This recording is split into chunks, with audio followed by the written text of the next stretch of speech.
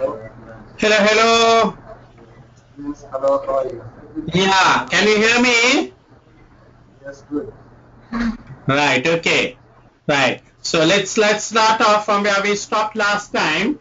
We were looking at the variance analysis because we have done all the variances, the basic variances. We have to do another chapter on the advanced variances.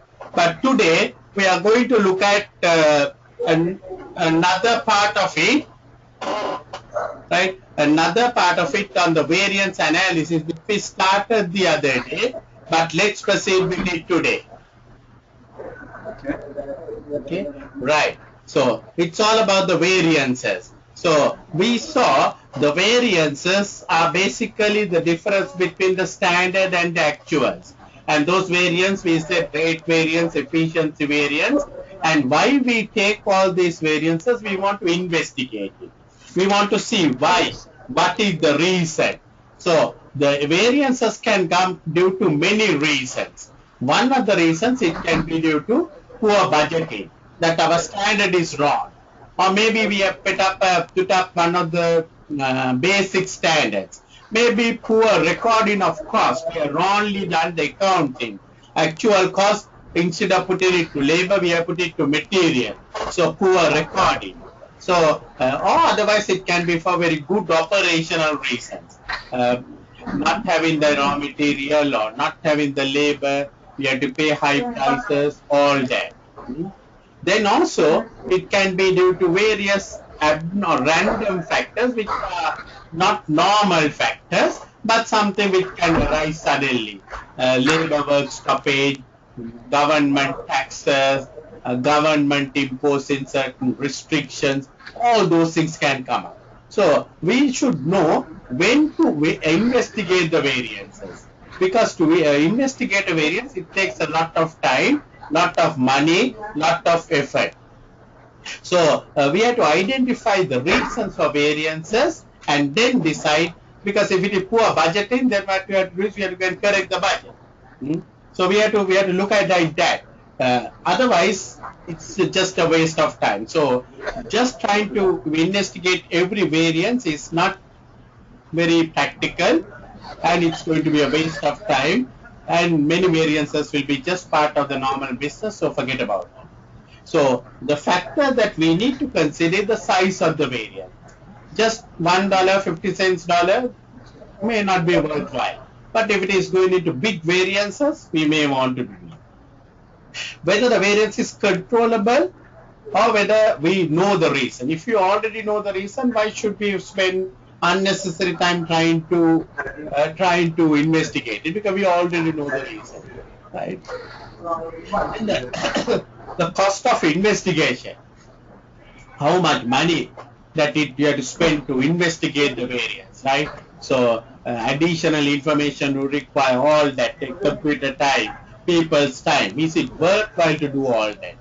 Then the interrelationship of variance. Some variances arise due to one thing. Maybe you employ some low quality labor, and because of that, the efficiency is dropped, and because of that, you are going to have a variance. So you might have a labor rate favorable variance because you have employed cheap labor, but because they are cheap, they are no good. They are not being able to do the work the way you wanted it. So that can be a reason. Hmm? Then the type of standard, you remember we were thinking of four standards: attainable standard, basic standard, current standard, ideal standard.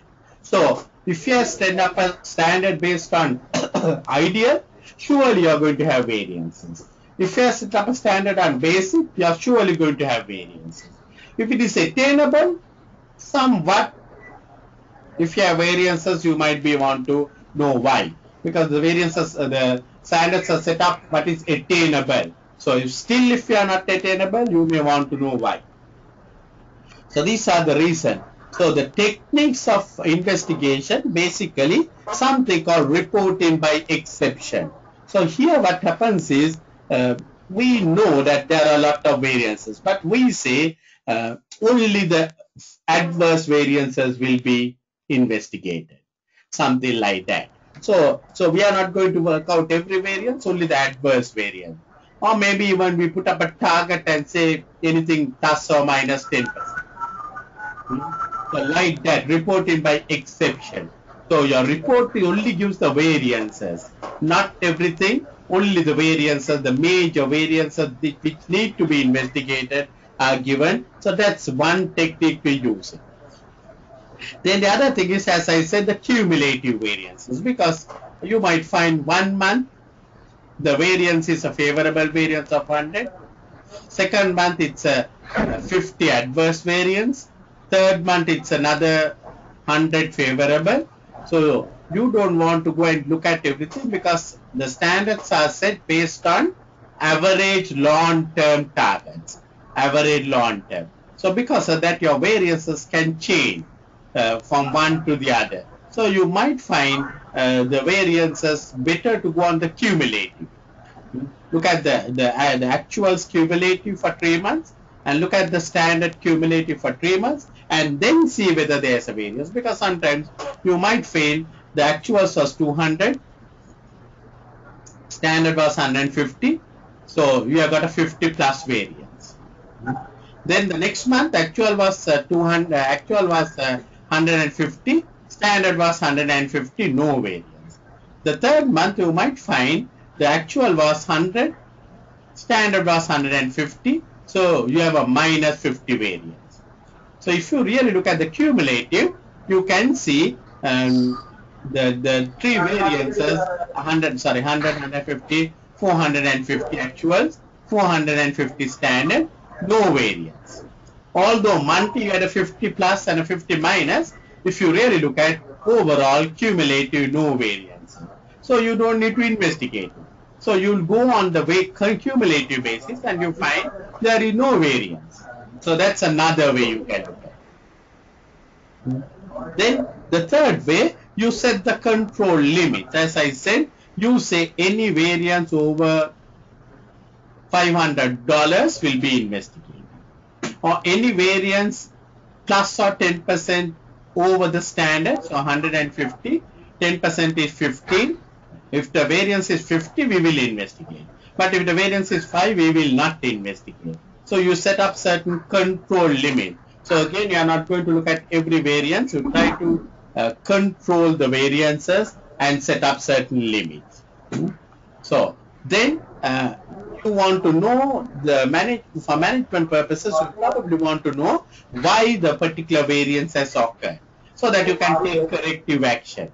What is the reason? Is it low quality products, or is it low quality labor, or is it because the market is so bad? So management will want to know the exact reason. So the variance will tell there is a variance. Then you want to go further investigate and see the exact reason. So once you know the exact reason, you can look at certain control actions. One of the things is you want to prevent any adverse variances. You don't want adverse variance. So you will probably see the present supplier from whom you are buying is very costly. So you want to change the supplier and go to a new man. Or you might find that favorable, the variances are favorable. So you will want to repeat because you like favorable variances. So you will see how to get this favorable variance next month, and next month, right? So that kind of a thing. Or maybe you want to do certain kind of action to correct the thing, to bring back. So like I said, you might think that, we may have to change the supplier. We may have to change our sales manager because he's not doing enough sales. So like that, we will look at various investigation techniques. So we stopped here, the interpretation of variances, right? So the material price variance, you remember material price variance is when we buy the raw material, we may have put the standard at 10 and we may have bought it at 11. So we have paid extra $1 and it's going to tell you there's a material price variance. If there's a material price variance, probably you want to know the reasons why this variance is. So some of the possible reasons for the material price variance, why you bought not for 10 but for 11, or why you bought for 9 not for 10. So it can be a favorable variance or it can be an adverse variance, but you want to look at. So maybe that you have bought it from a different supplier. Your normal supplier was supplying at 10, but he was not able to supply. You went to a new supplier who was able to give it to you at 11. Or maybe that you went to another supplier. Normally you get it at 10, but that man was able to give it at 9. So he gave it more cheaper. So if that is the case, you might want to shift the supplier.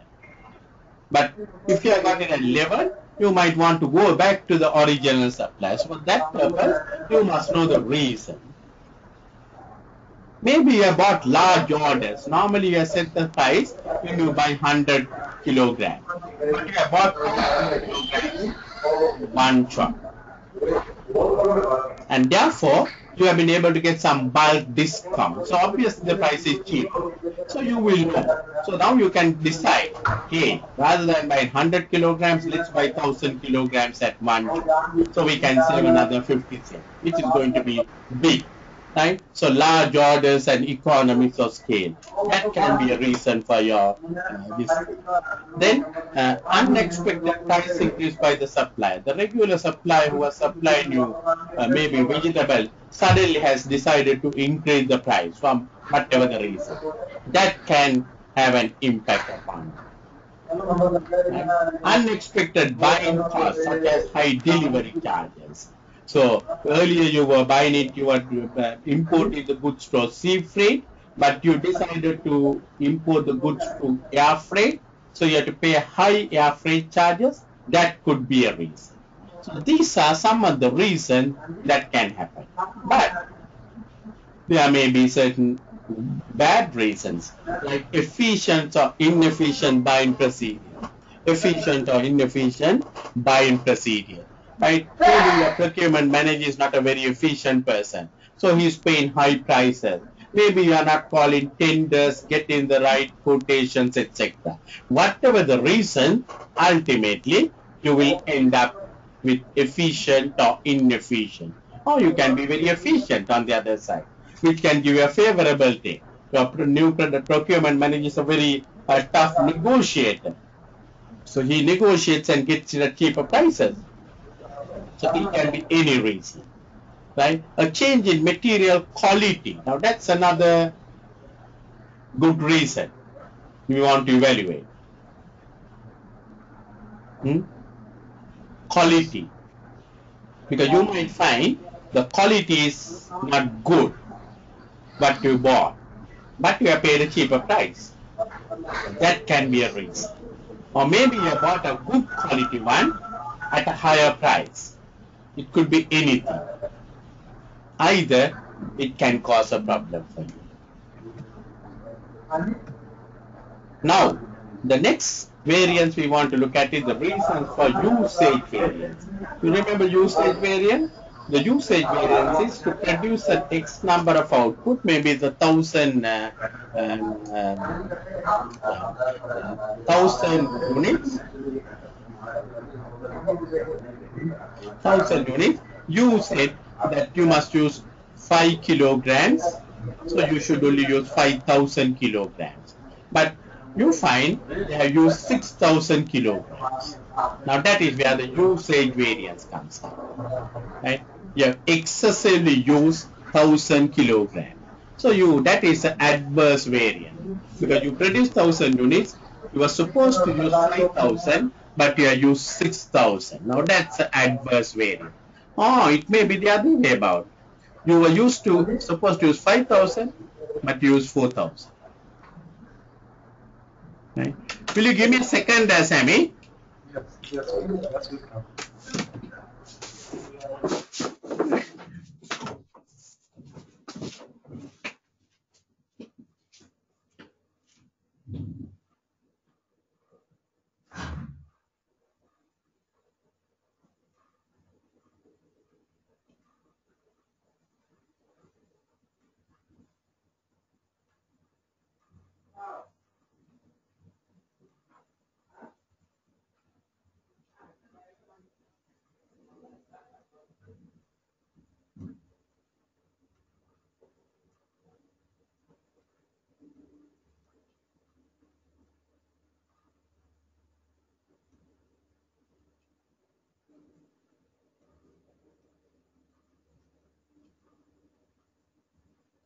Hello.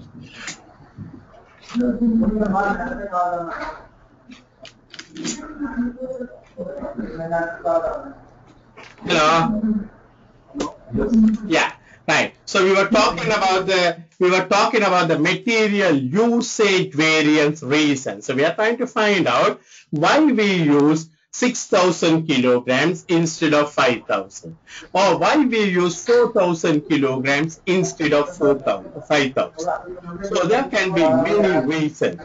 One of the reasons may be the waste, right? The wastage was very high. We expected only a little wastage, but the material got wasted, maybe due to our poor labor, maybe due to our poor machines, maybe due to our poor material quality, whatever there can be, and that can be a reason for the usage variance. Then, as I said, a different quality of material, right? We thought that we used a cheaper quality material, and therefore the wastage was very high. We had to use a bigger quantity. That can be a reason. Defective material. The material was not so good, and therefore, every time when we put the material, it was not working, and then you have to redo it and all that kind of a thing. So there can be many reasons. So you should be able to, in a question, you should be able to find out if they say material usage variance, it could be any one of these reasons. Better quality control. You had a good quality control, and therefore you managed to save on the material wastage.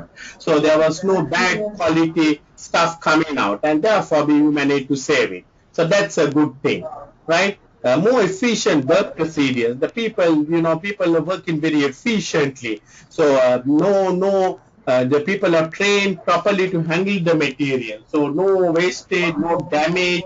Earlier I was working in a company, we were importing all electrical products.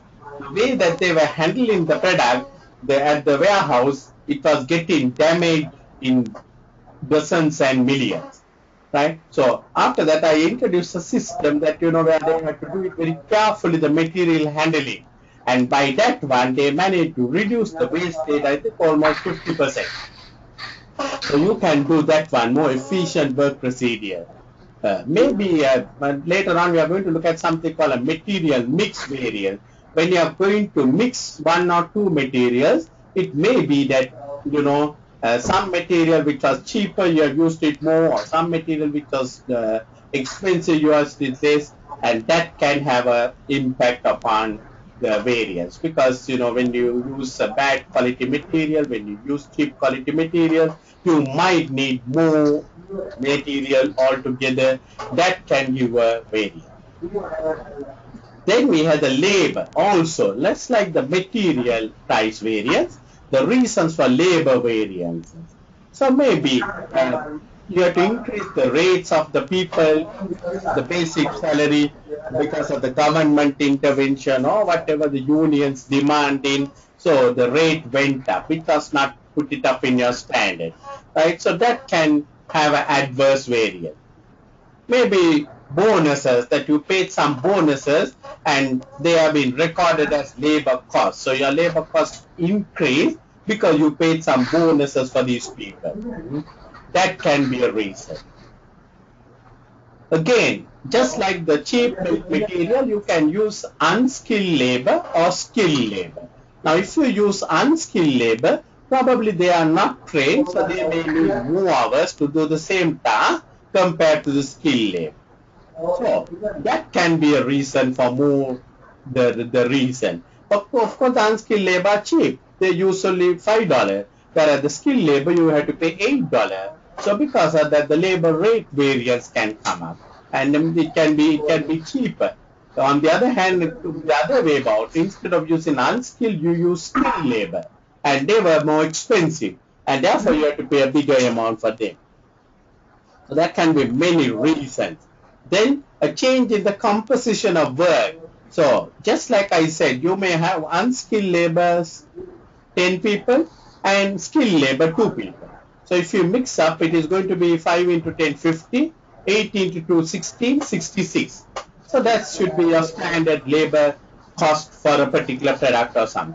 But instead of that one, you might put 8 unskilled labor, 40, and you might put 4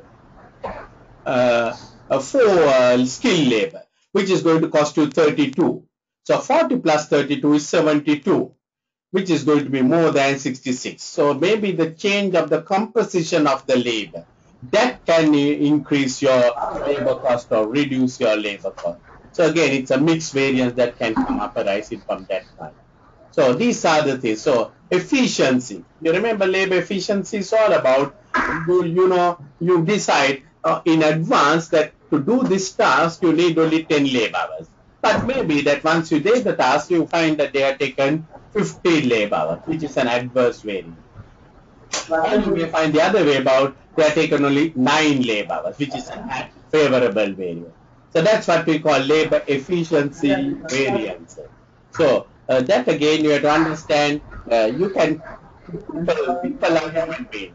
So people can take more time, less time, probably due to their inefficiency, probably due to their efficiency. They can take more time, less time, whatever, and that can have an impact upon your labor efficiency. Also, you can have the labor that is experienced or not experienced being used. Again, that also become an efficiency question, right? You use the labor that is more experienced or use the labor that is not so experienced. That can have an impact upon your calculations and everything. Then also you can have yeah,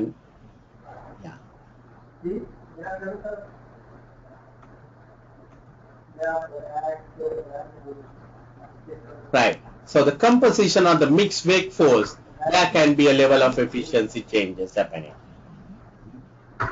Improved working methods. You have trained your staff and now they do it in a different way compared to the way they did it earlier. The work practices have changed and therefore the efficiency has improved. Surely it can have an impact upon your productivity, on your efficiency, because the people will be working in a different environment and that can make the things change for them. Industrial action, work to rule. When you have work to rule, people would work in the full efficiency. They work according to the rule, just the minimum. So they will, instead of producing 50 units, they will say 30 units and that's all they will produce because they are on an industrial action. That can have an impact upon your profit. Then improvements due to learning effects. Learning effect. When you do the same job over and over and over again, you get some improvement because you can do the job much more faster. Now, in your present job, what you are doing, I'm sure when you started so many years back, and now because of your learning experience, you can do it much more faster. You can handle the customers much more faster than when you began the job. So that's what we call learning effect. So that can increase your efficiency, right? Now, the people can work much more faster. Then unexpected loss due to bottlenecks and resource shortage. Now that is not connected with the labor, but it can have an impact upon your labor because your labor is just idle. They don't have a job because you don't have enough raw material. You don't have enough machine time. So the people are just waiting till the machine is repaired or goods till they come up or whatever it may be. So that labor is just a waste of labor. You have to pay them. So that is again. So these are some of the reasons for efficiency. So you have to know all these reasons because the examiner might put up a question and ask in a particular place the labor efficiency, the probable reasons for the variance, and they can give 1, 2, 3, 4, and they might give a fifth and a sixth one which are not relevant. So you should be able to identify what is relevant, what is not relevant. Yeah.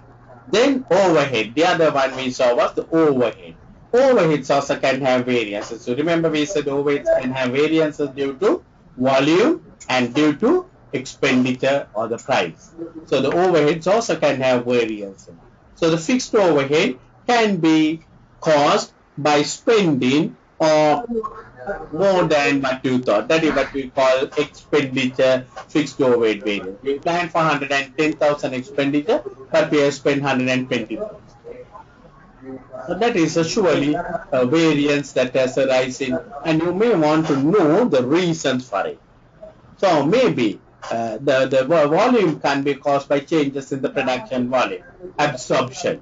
We plan to produce 11,000 units,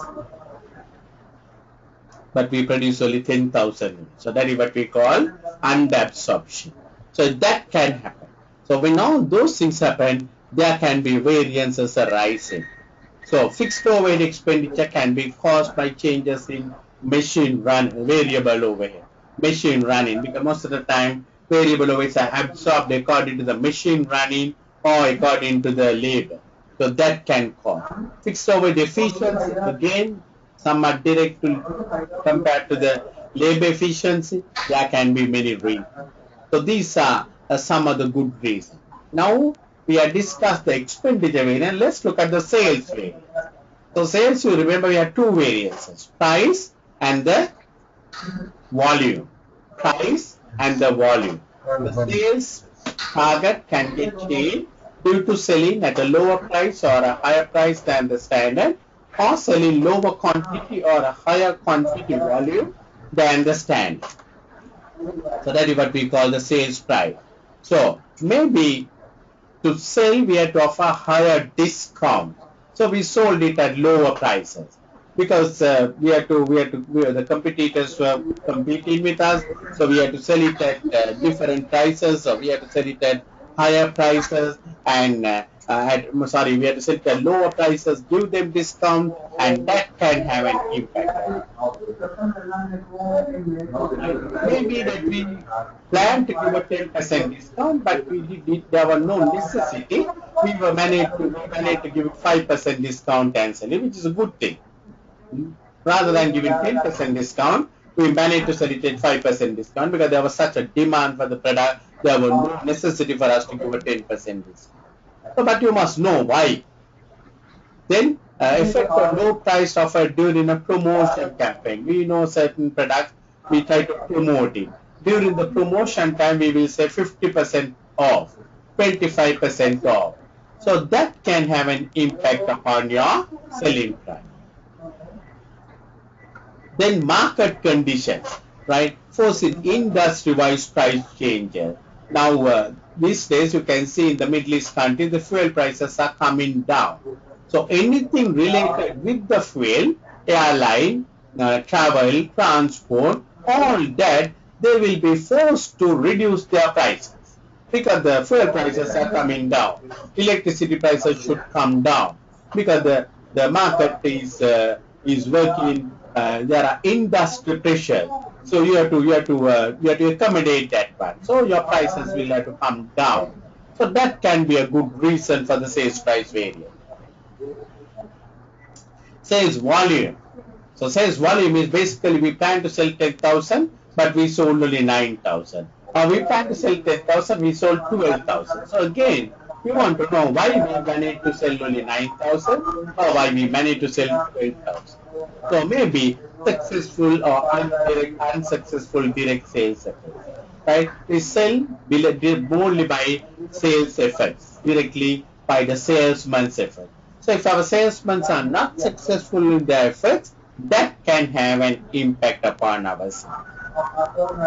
Then marketing effect, that you advertise, you promote everything thinking that you can sell 100,000 units, but you find no, market is not responding to your advertisement. TV advertisements are going, but no market, you are selling only 75,000.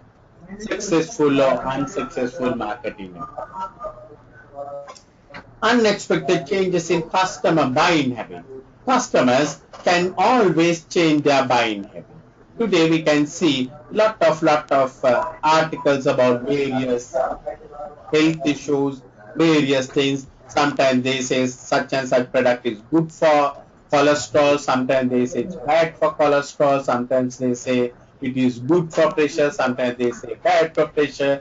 Sometimes they say it's good for kidney, bad for kidney. So depending on most of these medical research and everything, people may decide to buy products or not to buy products.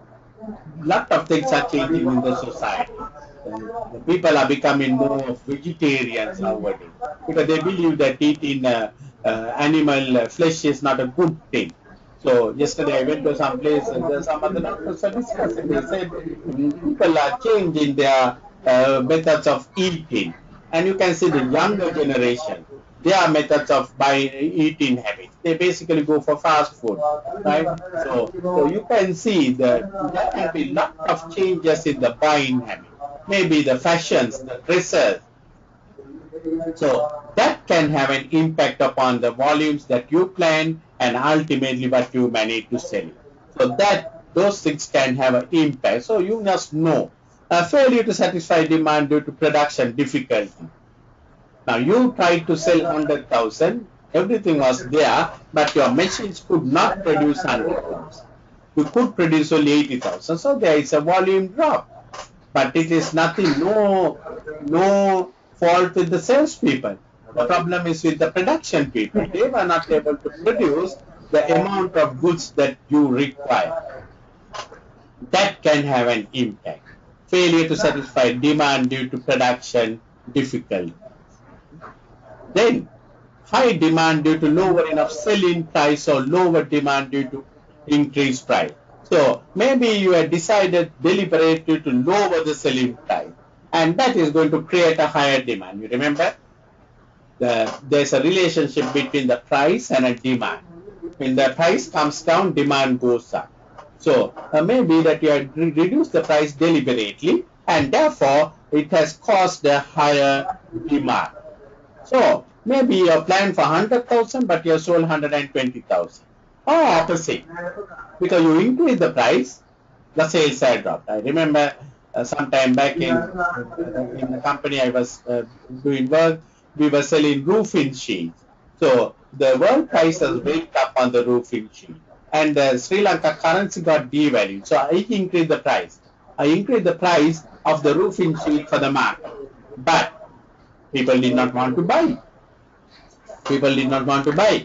So the demand became lower and lower and lower. So I was forced to rechange my pricing strategy. It can happen, right? Even though we want to recover the cost, not only you can't recover the cost, you can't get even a single dollar. No one is prepared to buy your product. It can happen. So there can be, as I said, a lot of interdependence between the variables, between the material and the labor and the overhead, all those things. So one variance can explain the reason for many other variants. Maybe you have found that your material wastage is very high, right? And you might find the reason for that variance is you have bought cheaper material, and also you're using cheaper labor, the inexperienced labor, and therefore they are wasting products. So you can't isolate the variance. the variances can become interrelated, one to the other. Now, this is a very complicated one. You want to explain the variance and say this is the reason. You might find when you try to explain the reason, there are many reasons and it can cause many problems. So that's one thing that you need to do. So look at several variances together at the same time. If you try to isolate the variances, you might get very misleading results that are not very good for you to work through.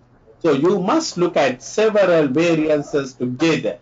You might find you are saving on labor, but you are spending more on the material usage.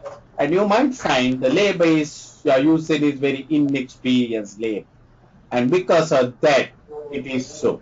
Similarly, on the sales, you might find the volumes are dropped, but when you really look at the reason for the volume drop is because you have increased the price. So on the price you have a favorable variance, but on the volumes you have an adverse variance. So interdependent. So you can't look at the variances just in isolation. So this is a very important one. So cheaper material may result in favorable variance, but increased usage adverse. Your wastage is more. More experienced labor will increase the rate variance, but could improve the efficiency also. Cut in sales can lead to adverse sales price variance, but improve on the volume.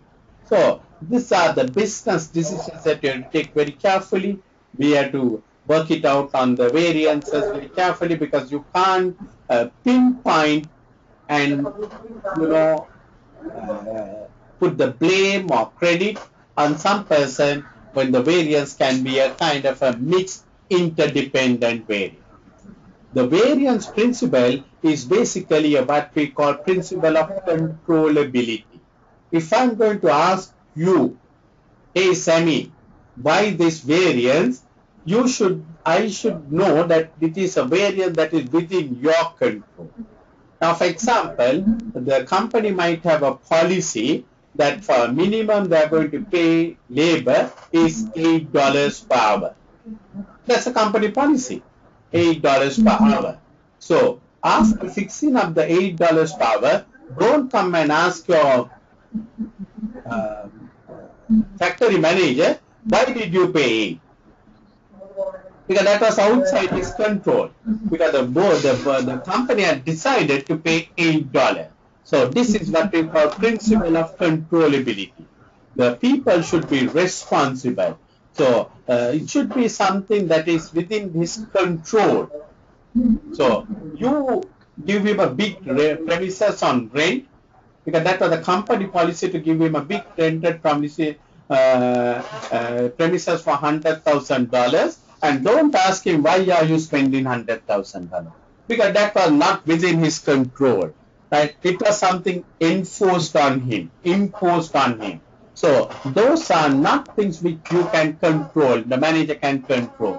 So the manager should be looking at things only which he can control, whether it's cost or whether revenues or even things such as quality.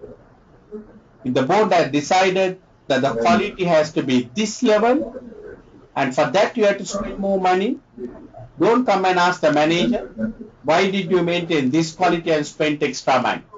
Because that was the board decision.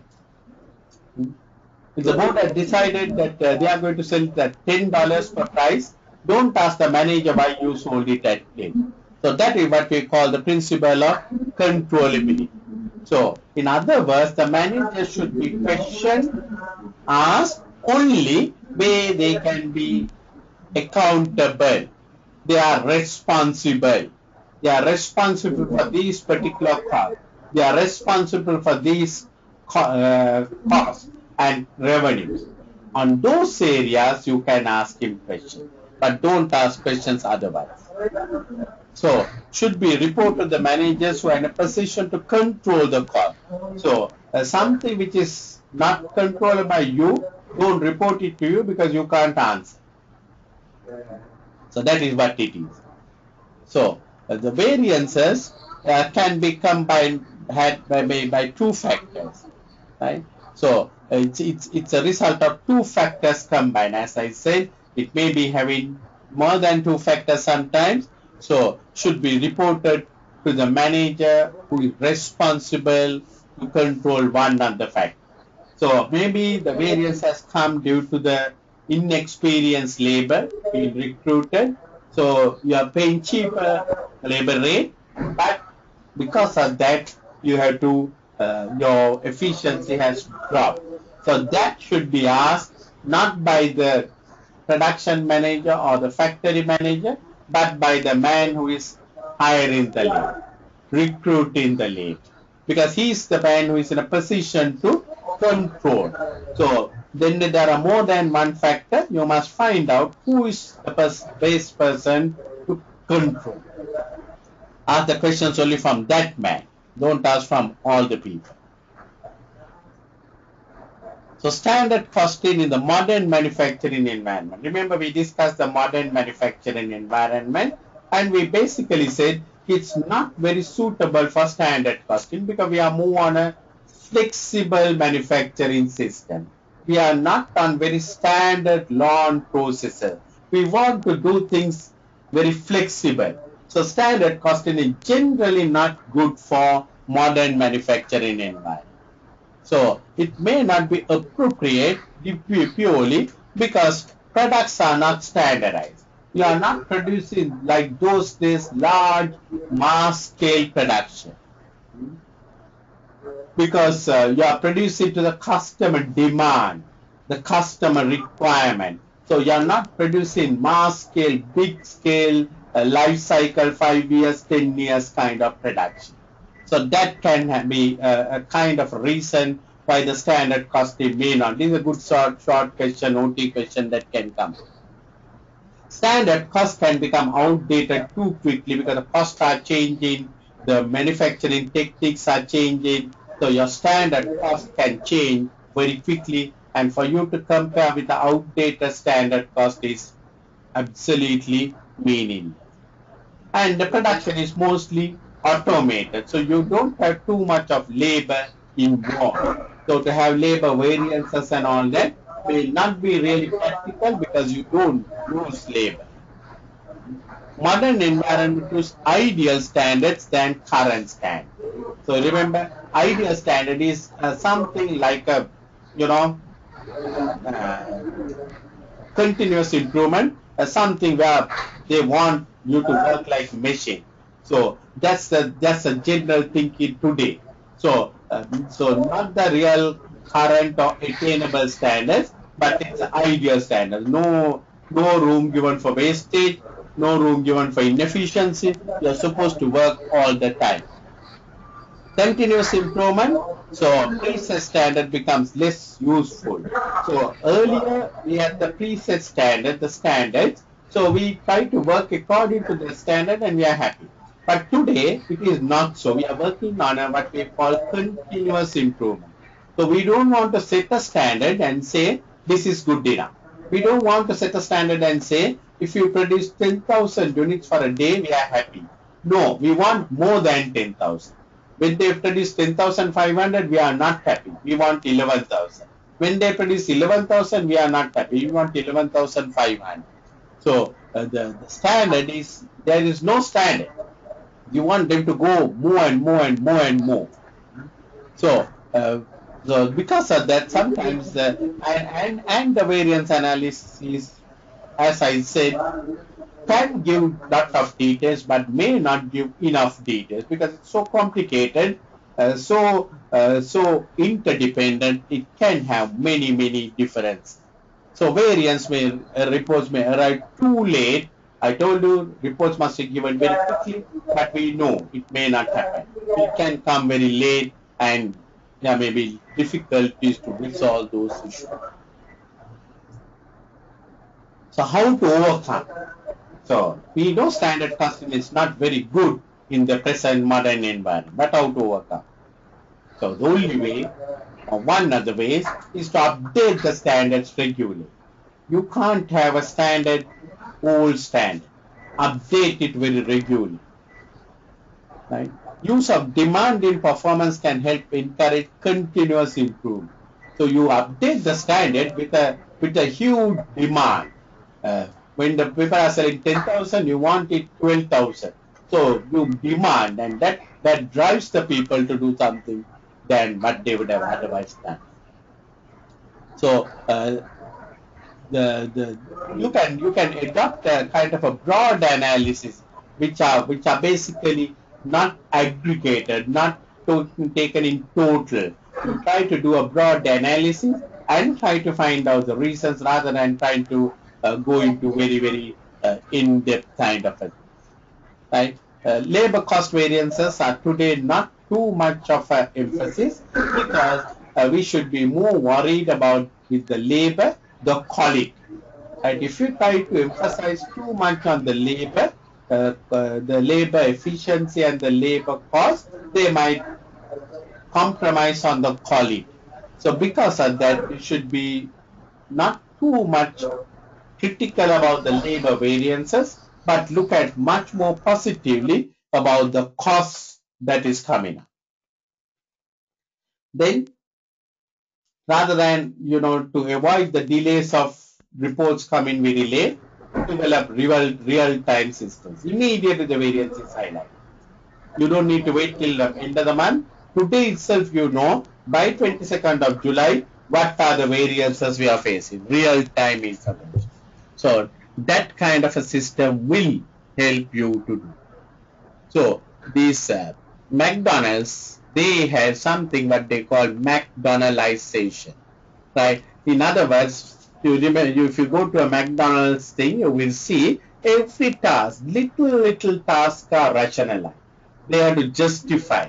They waiting time, the time to prepare the meal, everything they have put up standards. So everything they've gone into very details, and every task from the the cleaning to the preparation to the delivery, everything is considered as a task and rationalized. So they look at not big tasks, small tasks, maybe the preparation of the ice cream. To put the ice cream to the cone, there's a time. So they're broken into every smaller task and repeated till it is broken down to the smallest level. So they don't look at the big pictures. They look at the smallest level, the customer service. And how long did the customer take? 8 minutes, 9 minutes, 9.5 minutes. So they have gone to that level, and so they will find what is the most efficient method to complete each task. That's what they do. So they are rationalized, and they will find the most efficient method to complete the task. And whatever other methods, alternate methods are considered inefficient, discard. So that's why they have these plastic spoons, plastic, cups, everything, so that they don't have to waste time on washing plates or that kind of a thing. Put the thing, give it to them, put it into the dustbin, that's the end of it. So they consider washing everything as inefficient, discard.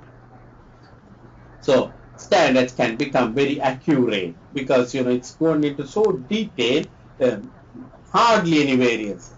They have to do according to that one.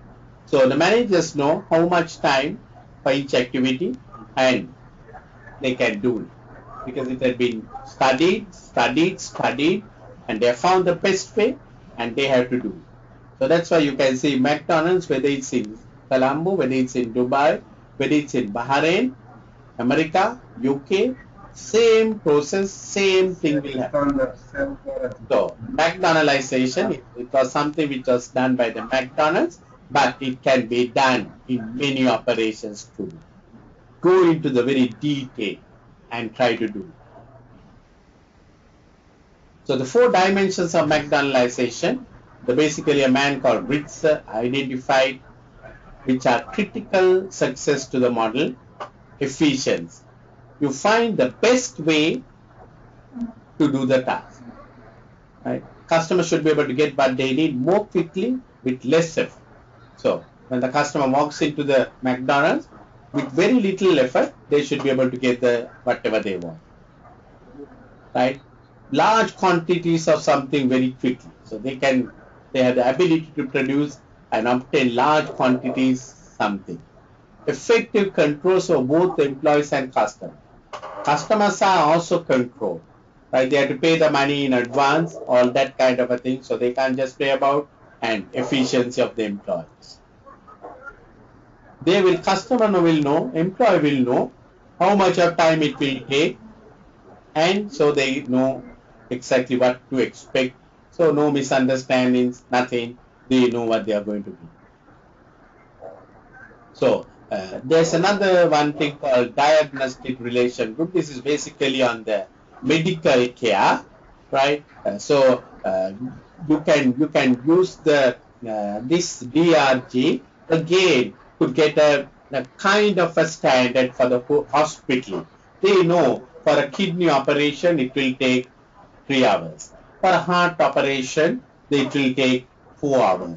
So they by classifying the patients to the various diseases or sicknesses, they know the time that it will take, the treatment that they have to give it. So they can tell us before the transplant how much it will cost and the length of stay and what kind of resources they will give us, all that kind of a thing.